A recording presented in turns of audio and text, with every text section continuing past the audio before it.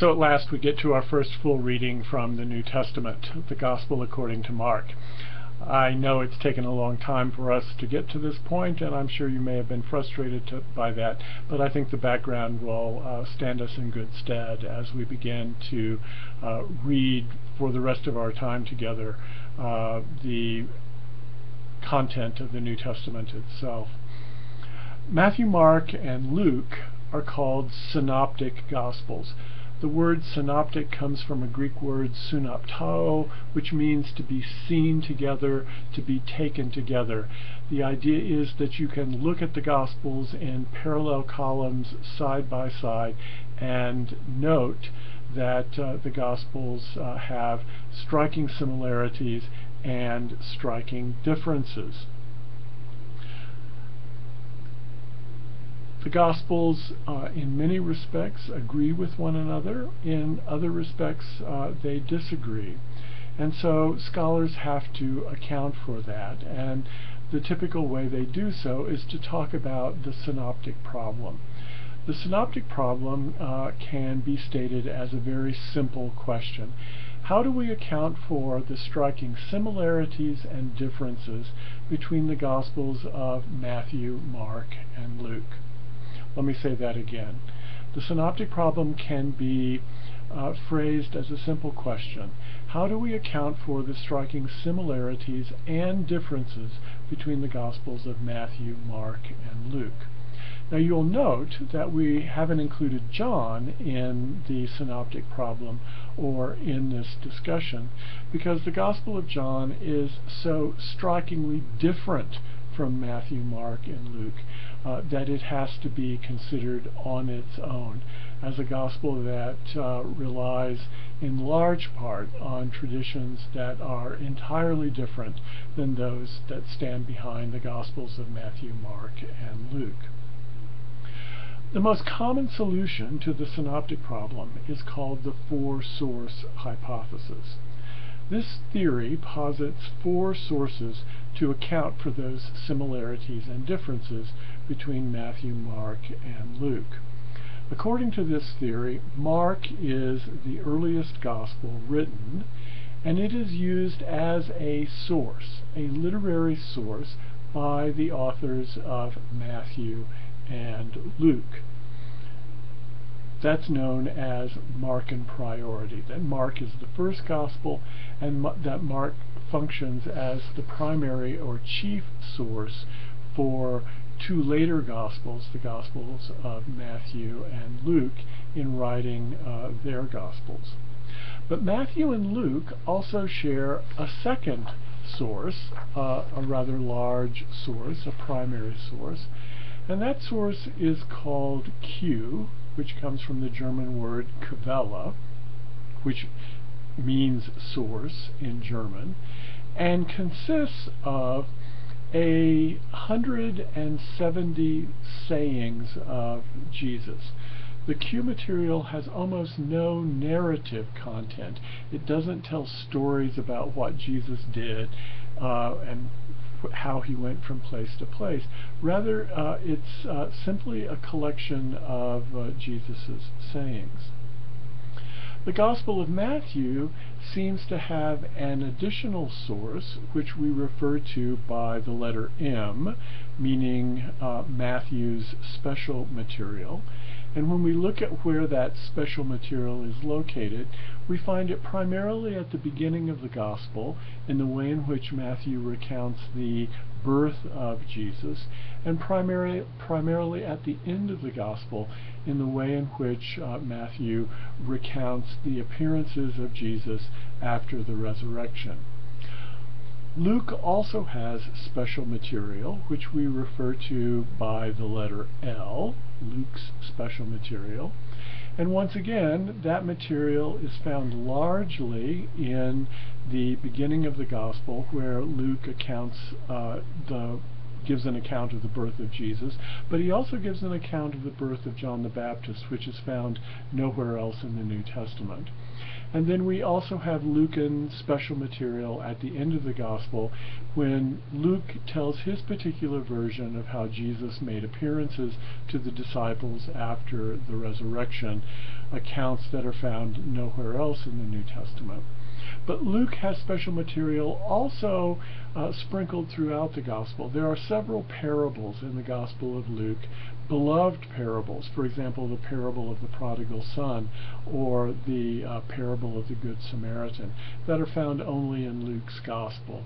And those have to be attributed to Luke's special material, to the L material as well.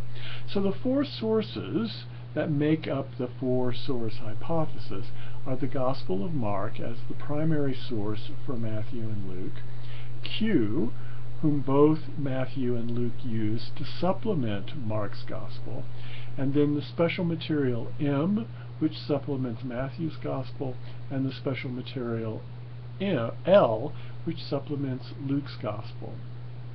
And to go back to my comments introducing the work in Module 4, all of those traditions, the written traditions that become the Gospel of Mark, the Q traditions, the M traditions, and the L traditions, all have their ultimate source in oral traditions that circulated about Jesus during those 35 to 65 years after his death, before they became enshrined in written Gospels that we now call Matthew, Mark, Luke, and John.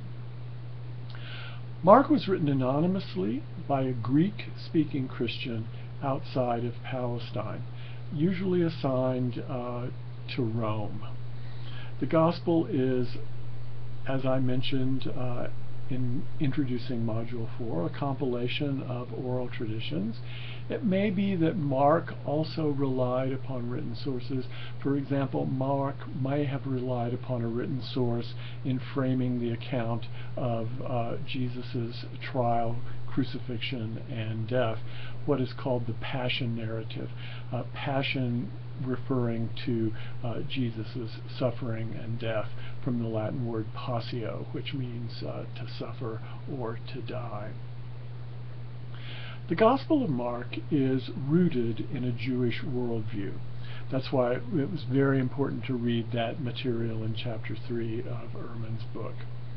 At the very beginning of Mark's biography of Jesus, the author states that Jesus was the Christ. And that's, as you'll recall, the Greek equivalent to the Hebrew term Messiah. And that was a title that was meaningful only to Jews. In the first century, there were a variety of views about the Messiah. You learn that in reading chapter 3 as well. Some Jews believed that the Messiah would be a king. Others believed that the Messiah would be a priest. Still others believed that the Messiah would be a cosmic deliverer, an angel-like figure. All of those notions about the Messiah presented him as powerful. The problem Mark confronted was the paradox that Jesus, if he were the Messiah, was a Messiah who died an ignominious death. He died as a capital felon, convicted and crucified as a capital felon by the Romans. Mark's opening continues to reflect a Jewish perspective with the statement that Jesus fulfills the prophecy of the Jewish scriptures. Mark tells us that Jesus' coming fulfills what the prophets of the Hebrew Bible expected. And it continues with John the Baptist's proclamation of the coming Messiah, and Jesus' appearance seemingly out of nowhere as an adult. Jesus asked John to baptize him. We don't know why. And after his baptism, Jesus is thrust into the wilderness where Satan tempts him. He returns victorious and begins his public ministry, preaching the inbreaking or the coming of the kingdom of God. In no place does Mark or Jesus define what is meant exactly by the coming of the kingdom of God. We, the readers, have to intuit that by the reading of the gospel and what Jesus says in the gospel and what he does in the gospel. Mark introduces Jesus as the Son of God. And as I said in my earlier comments for day 2, that phrase, Son of God, would have been meaningful to both Jews and Gentiles alike. Most readers or hearers of the gospel would have associated Jesus with other sons of God, namely divinely inspired teachers or miracle workers. In Jewish circles, as you'll recall, the term Son of God typically referred to a human being who had an intimate relationship with God, who had been chosen by God to mediate God's will on earth, such as a prophet or as a king. What we do know this about Jesus in the Gospel of Mark, who is presented as a Son of God: Mark's Jesus is authoritative. He calls disciples and they follow him without question. People are amazed and they listen attentively when Jesus speaks. Even unclean spirits obey his commands. But despite all this, Jesus is misunderstood by everyone, and he's particularly despised or hated by Jewish leaders. According to the Gospel of Mark, the religious leaders opposed Jesus from the very beginning. And you can track that just as you begin to read the Gospel of Mark. And their antagonism against Jesus culminates in his arrest in the Garden of Gethsemane and his execution, where they mock him while he is hanging on the cross. Despite that animosity, Jesus never opposes Judaism as a religion in what he does and says in the Gospel of Mark.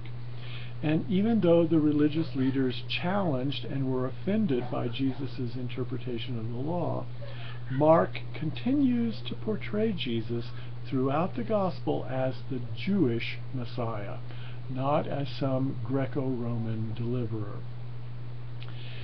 In the first half of the Gospel, that is up through the beginning of chapter 8, only 5 individuals know or recognize Jesus' identity: God, Jesus himself, the evil spirits, the author of the Gospel of Mark, and we, the reader.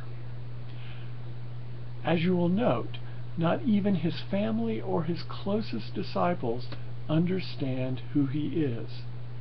It's not, in fact, until the middle of the Gospel that his disciples begin to recognize this intimate relationship that he has with God and begin to wrap their minds around what it might mean to call Jesus the Son of God. When Jesus asks his disciples, "Who do people say that I am?" in a very important question in chapter 8, verse 27 of Mark's Gospel, you'll see there that Peter responds, "You are the Christ," in chapter 8, verse 29. This is the first time in the Gospel of Mark that one of Jesus' followers identifies Jesus and pins a title on him. But it's not a full recognition, since Peter immediately chastises Jesus for talking about his impending death.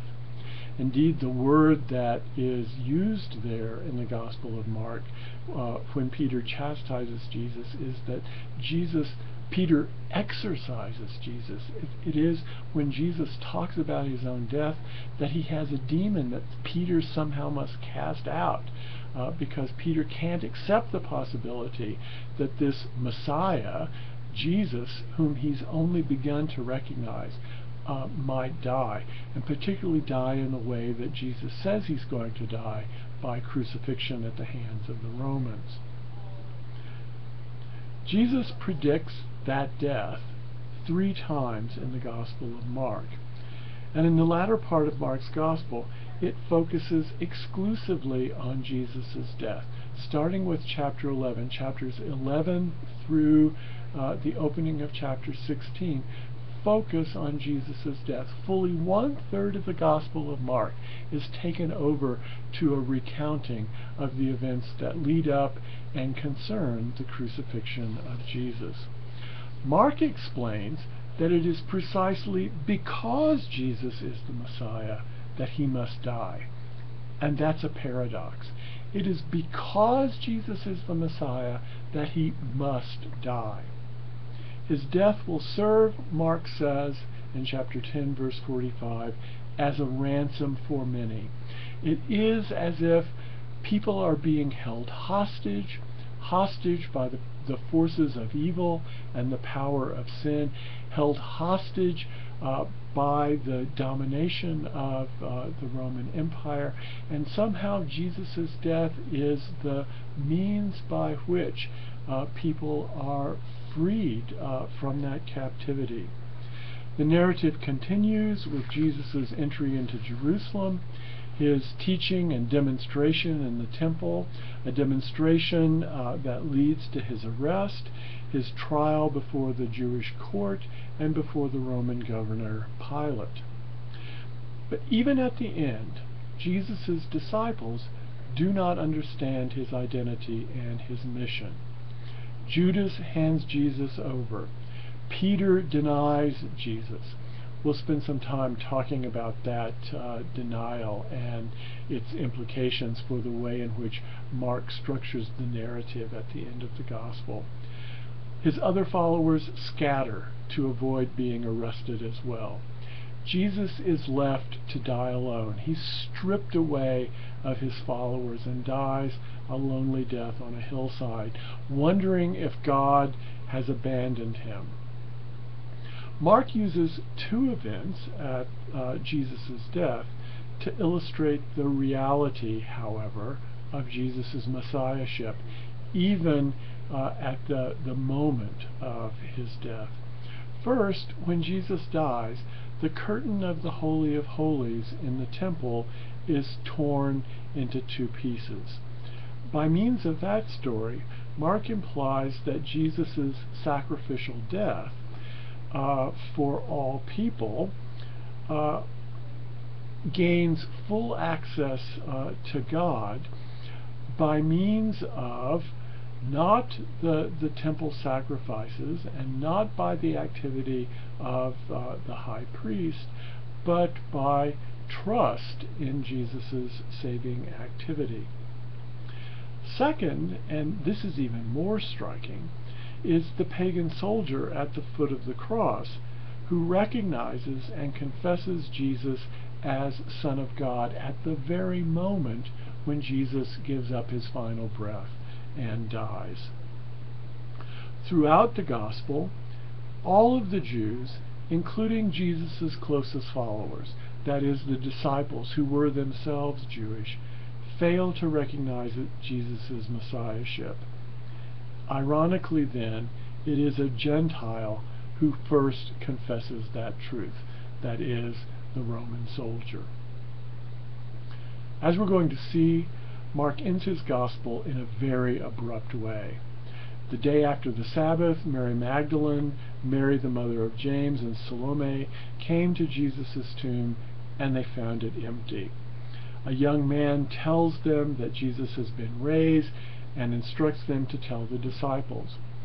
Mark concludes by noting that the women said nothing because they were afraid. The ending of this gospel has caused readers, even in the 1st century and the 2nd century, dismay. Some scribes have clearly added an ending that described Jesus' appearance to the disciples after his resurrection, but most modern scholars agree that these additional 12 verses in chapter 16 are secondary and only begin to appear in the Gospel of Mark in the Middle Ages. Mark's readers were probably converted pagans, because Mark occasionally has to stop and explain Aramaic words and attempt to explain Jewish customs to his readers. Explanations that would not have been necessary for a Jewish audience. And it's likely that Mark was a Gentile himself, because when he explains those Jewish customs, very frequently he gets the explanations wrong. He really doesn't understand a lot of the details about Judaism, which suggests that those Jewish traditions have been mediated to him by oral tradition, and probably go back to Jesus' earliest followers, but Mark does not understand them completely. The anti-Jewish rhetoric of the Gospel, aimed at Jewish leaders, probably refers to problems between Mark's community and the local synagogue, probably in Rome, probably at a time when Rome is at war with the Jewish people in the years 67 to 70 of the Common Era. Mark takes that war with Rome and the destruction of the temple in Jerusalem as an apocalyptic sign, a sign that the end of the world as we know it is near, that God's rule is breaking into the present era, and that the Messianic reign which Jesus inaugurates will come in its fullness. Mark does not expect the community for whom he is writing to occupy the present evil age for very much longer. He expects a new era to dawn, and that is reflected ultimately in Mark's vision of the gospel. Well, that's just a taste of what lies ahead for you as you begin to turn to the pages of Mark's gospel and its unique and compelling portrait of Jesus.